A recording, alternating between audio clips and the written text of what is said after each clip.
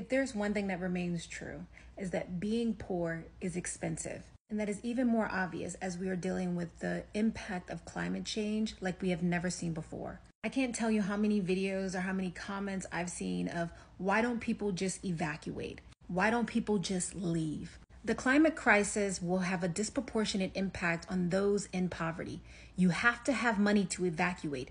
You have to have money to rebuild your life. The vast majority of Americans cannot afford a $400 emergency. The vast majority of Americans cannot afford a $400 emergency for themselves or their families. And we are seeing flight prices skyrocket.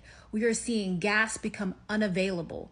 A lot of poor people do not have cars in order to evacuate. And even if they are able to evacuate, the amount of money and time and effort that will have to be employed in order for those people to rebuild their lives, be able to accumulate even a quarter of what they've lost, will be insurmountable for so many of them. That is why so many people during Hurricane Katrina became homeless, literally had to rebuild their lives with whatever they had on their backs or whatever they were able to fit into their book bags. Which is why it's so infuriating seeing people like this guy totally disregard the implications of climate change because he knows that he will more than likely not be impacted. That he'll be able to get on his private jet or his private yacht and be able to sail right out of the danger zones.